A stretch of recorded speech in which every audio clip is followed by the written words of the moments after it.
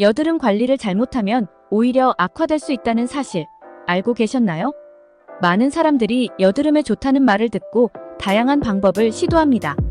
하지만 무분별하게 쏟아지는 정보를 그대로 받아들여 사용했다가 피부가 더 나빠지는 경우도 적지 않습니다. 잘못된 스킨케어가 여드름을 심화시키고 피부 장벽을 약하게 만들 수 있습니다. 여드름이 생겼다고 무조건 강한 제품을 쓰거나 세안을 여러 번 하는 경우 피부에 자극을 주고 염증을 유발할 수 있어요. 여드름 고민, 집에서 스스로 해결할 수 있습니다. 이번 영상에서 올바른 여드름 관리법을 배우고 나면 피부 상태가 눈에 띄게 개선될 겁니다. 잘못된 여드름 관리 습관을 바로잡고 집에서도 충분히 여드름을 예방하고 진정시킬 수 있는 꿀팁을 소개해 드릴게요. 오늘의 영상으로 내 피부에 맞는 관리법을 찾으실 수 있을 거예요. 한 시청자가 댓글로 경험을 나눴습니다. 여드름이 나기 시작하자 유튜브에서 보던 여러 가지 추천 제품을 사용했어요. 피지를 줄여준다며 추천하는 강력한 세정제와 알코올이 포함된 제품을 매일 사용했죠. 하지만 피부는 점점 붉어지고 처음보다 여드름이 더 심해졌어요. 이런 사례는 흔합니다. 여드름 피부는 자극에 약하고 강한 성분이 피부 장벽을 손상시켜 오히려 염증을 키울 수 있습니다. 세정과 각질 제거가 중요한 건 사실이지만 여드름에 필요한 것은 피부 상태를 고려한 섬세한 관리라는 점 놓쳐서는 안 됩니다. 여드름에 진정 효과를 줄 수 있는 적절한 세안 방법, 식초 세안과 보습제 선택법, 그리고 여드름 관리에 도움이 되는 다양한 팁을 구체적으로 알려드릴게요. 여드름을 줄이려면 세안을 많이 하는 게 좋다고요? 세안을 과도하게 하면 피부 장벽이 손상되어 오히려 여드름이 악화될 수 있습니다. 아침 세안 자극이 적은 젤 타입 클렌저로 부드럽게 세안, 저녁 세안 메이크업을 했다면 저자극 이중 세안이 필수입니다. 지성 민감성 피부라면 클렌징 젤을 사용하고 클렌징 오일은 피하는 게 좋아요. 세안은 하루 2회로 적당히 하지만 꼼꼼하게 하는 것이 중요합니다. 과유불급이라는 말처럼 피부에 지나친 세정은 금물이에요.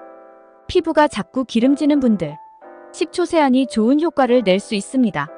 식초 세안 물 3ml에 식초 1스푼을 섞어 세안하면 약산성이 유지되어 피지 조절에 도움을 줍니다. 단, 민감한 부위에 먼저 테스트해보세요. 보습제 선택 너무 무겁거나 기름진 제품보다는 가볍고 촉촉한 수분제형 제품이 여드름 피부에 더 적합합니다. 보습제는 단순히 수분을 보충하는 것을 넘어 피부 장벽을 보호하고 여드름을 진정시키는 역할을 합니다.